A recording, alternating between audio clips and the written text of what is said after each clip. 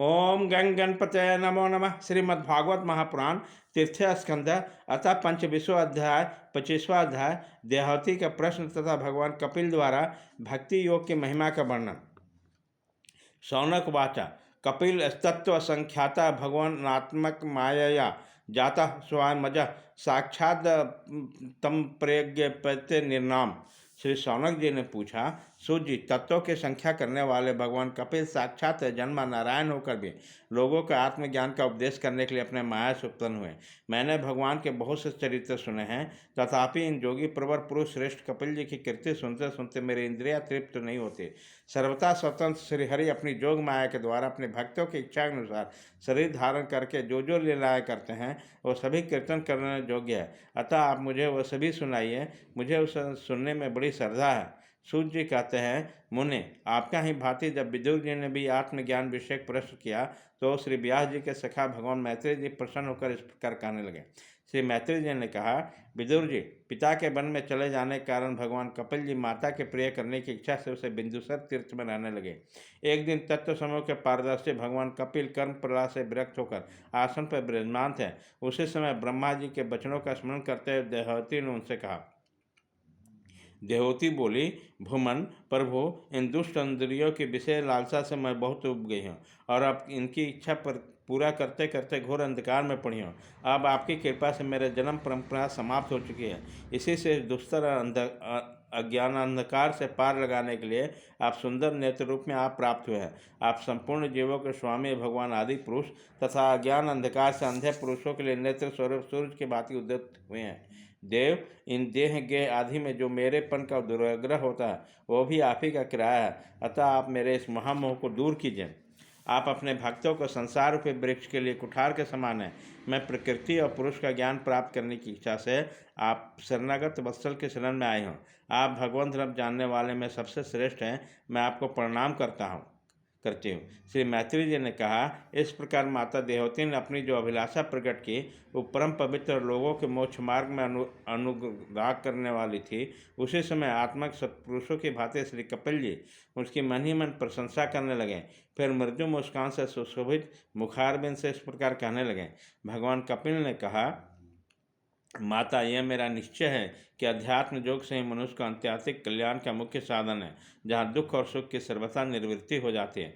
साध्वी, सब अंगों से संपन्न मैंने योग से पहले नारद आदि ऋषियों के सामने उसके सुनने की इच्छा होने पर वर्णन किया था। अब वही मैं आपको सुनाता हूँ। इन जीवों के बंधन और मोक्ष के कारण से मन ही मन माना गया है।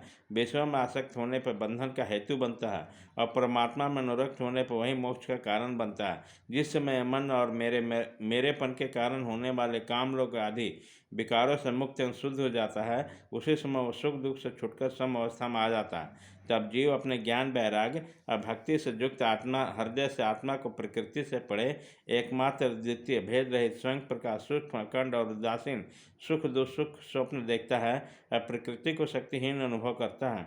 योगियों के लिए भगवत प्राप्ति के निर्मित सर्वात्मा श्री हरि की प्राप्ति की हुई भक्ति के समान और कोई मंगलमय मार्ग नहीं है। विवेकी जन संग या आसक्ति को ही आत्मा का बंधन मानते हैं, किंतु वही संग आसक्ति जब संतों महापुरुषों के प्रति हो जाती है तो मोक्ष का ज्ञान खुला द्वार बन जाता है। जो लोग सहनशील, दयालु, समस्त देहधारियों का कारण हित, किसी के प्रति शत्रु भाव न रखने वाले, शांत सरल भाव और सत्पुरुषों का सम्मान करने वाले हैं, वे मुझे अन्य भाव से सुदृढ़ प्रेम करते हैं। मेरे लिए संपूर्ण कर्म और अपने सगे संबंधियों को भी त्याग देते हैं और मेरे प्राण रहकर मेरी पवित्र कथाओं का श्रवण कीर्तन करते रहते हैं तथा मुझ में ही चित्त लगाए रहते हैं। उन भक्तों को संसार के तरह तरह के ताप कोई कष्ट नहीं पहुंचाते हैं। साध्वी, ऐसे ऐसे सर्वसंग परित्यागी महापुरुष साधु होते हैं, क्योंकि उन्हीं के संग की इच्छा करनी चाहिए, क्योंकि आसक्ति से उत्पन्न सभी दोषों को हर लेने वाले होते हैं। सत्पुरुषों के समागम से मेरे पराक्रमों के यथार्थ ज्ञान कराने वाली तथा हृदय और कानों का प्रिय लगाने वाली कथाएं होती है। उनका सेवन करने से शीघ्र ही मोक्ष मार्ग में श्रद्धा, प्रेम और भक्ति के क्रमशः विकास होगा।